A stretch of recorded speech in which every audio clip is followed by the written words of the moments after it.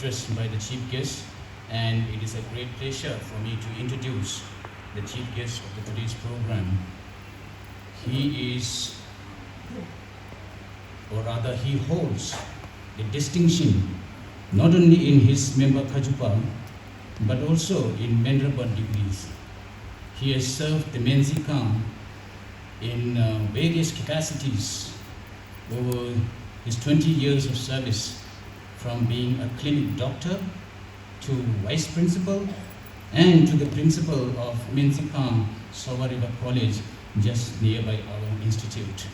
So, ladies and gentlemen, I'm absolutely delighted to present the chief guest for our graduation day program, Dr. Passang Wangdu, and may I please invite Dr. Passang to deliver his graduation day address.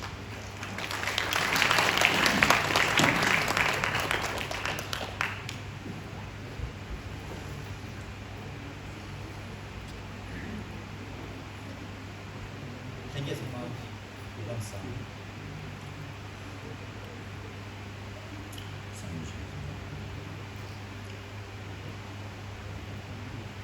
Today actually it's convenient for me to speak in Tibetan, but I will try to speak in English so that everyone can understand. Respected monks and nuns, Dr. Kirula, Yandawala, Geshala, Vice Principal, Head of Departments, faculties, and dear students. First of all, many congratulations for the graduating students. It is indeed a great honor for me to be part of this special occasion. I feel both proud and happy to see those numbers of students who are studied hard and now graduating.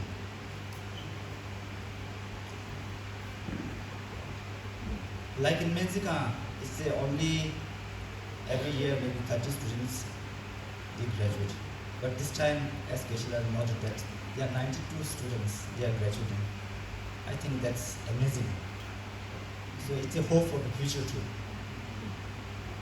So while celebrating this kind of ceremony for students, it's also time to feel gratitude towards your teachers, non-teaching staffs, administrators, cook, and all who have nurtured you till now. Of course, we must also feel gratitude towards His Holiness, of course, TCB, our parents, and all sponsors who spreads all over the world. Those sponsors were not necessarily rich. Most of them support due to their so much hardship in their own life, and they don't want to see others suffering. So it's right to feel gratitude towards whole people just behind the scene, I could say like that. It's also worth to feel gratitude towards all, not just peoples, even our environment where we exist. I was saying, let's take an example for a cup of tea. It's in your kitchen, it's ready. Tea is there, sugar is there, and pure water, and the gas stove. But behind the scene, like the sugar cane, there are a lot of farmers behind there. Even the tea, you can see how it manufactures, who people grow. So even a small things has so much effects, so much kind of contributions from whole globe, I could say like that. But we saw only just nearby you. So what I'm trying to tell you is that it's a great day and it's a great time to celebrate, and also it's a great day to reflect on gratitude towards whole beings, I would say like that.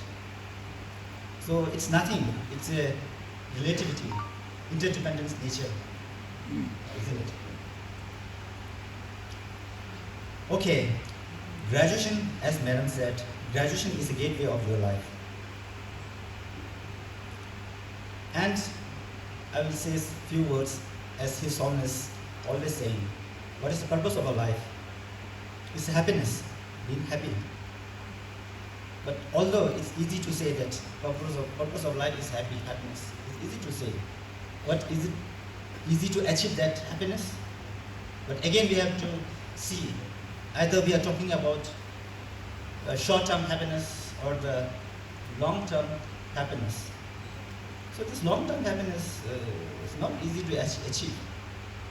Long way to go. Even graduating students, I think our life begins now. Now our test begins now. I could say like that. So you see, happiness, in terms of happiness, like temporary happiness or short-term happiness, it could be like pleasure, I could say like that, which is very much related with our central perceptions. So I could say it could be satiated by material facilities, material wealth, like that. So long as the material facilities is there, then of course you may enjoy the pleasure, but still it's not guaranteed that you can, the pleasure will remain for long.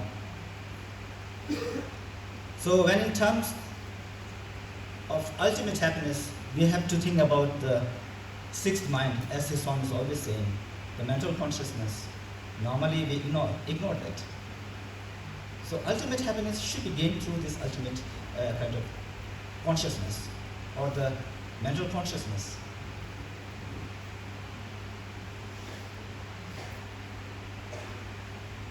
So this ultimate happiness is not really necessary, depends on the material facilities. Even if there is no material facility, they can achieve the ultimate form of happiness. Sometimes I feel more facility degrades the quality. Sometimes I feel like that. In the early days, poor facilities, people experience a lot of hardships, but there are many scholars, I would say like that. But we can count a lot of people who are scholars.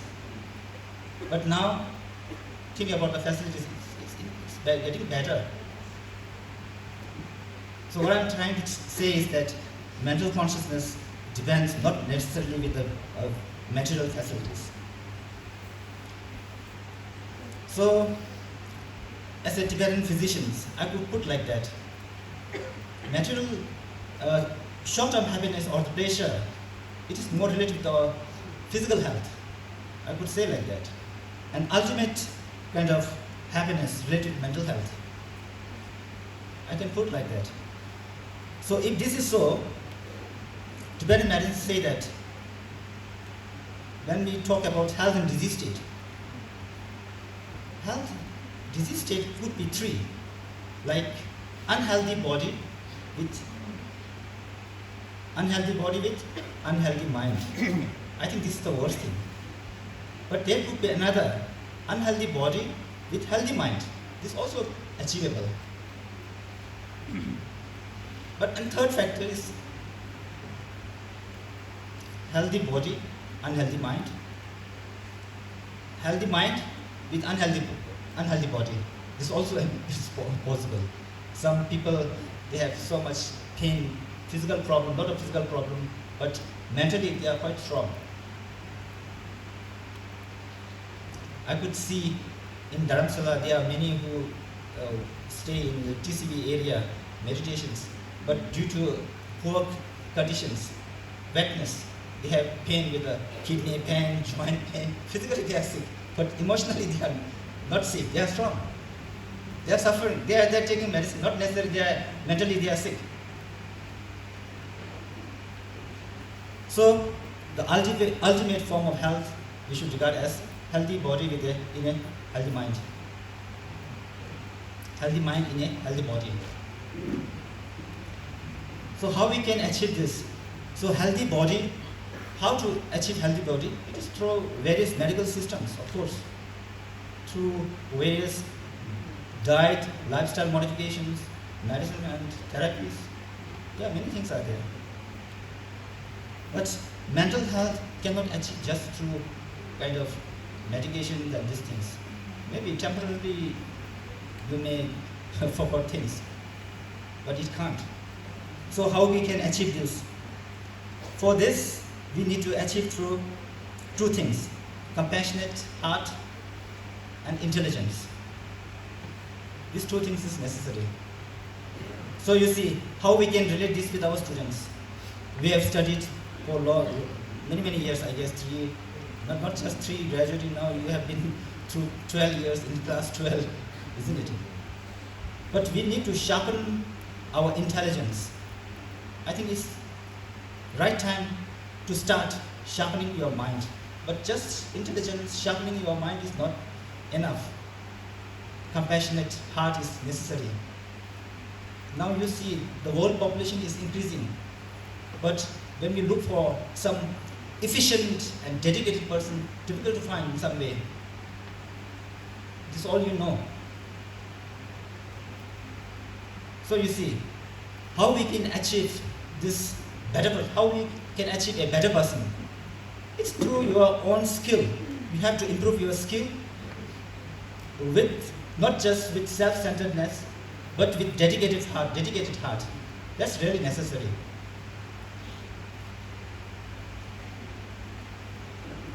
Through your educations, how you can serve for others. I think this is always you should keep in mind. Otherwise, sometimes we lost this quality, just kind of sticking with the paper and the certificate, I mean. That's really sad. Certificate, of course, we can achieve, but the quality, you need to sharpen your mind and cultivate your better heart like that. So sense of concern towards others. How to increase your sense of concern towards others? I told you just now. Why we have to be more compassionate? Because we are depending on every people, every sentient beings, even this earth. I give you the example. So I was even saying, like a physician, there's no point to be more proud and like that, because we are the servant of patients. We are serving by patients. Without patient, doctor, not possible. There's no point. So sense of respect towards patients for us. Similarly, either you are studying in engineering or computer or whatever, business or whatever, but sense of concern towards others, I think essential for your happy life. So this is just I want to say, please be more efficient and please be more dedicated from your hearts, so that you can serve not just Tibetan community, whole globe. This one is always say, one humanity. Think globally. I think this should be our goal. I'm always saying our students, do not talk only about I can serve in future, I can serve in Tibetan community. Okay, that's good, but if possible, little expand. If you can serve Indian community, isn't it? If possible, globally. I think this way you can be a better person. So I once again congratulate to all the students. I feel very proud and happy, and I hope you can be a very kind of better person in future. Thank you very much.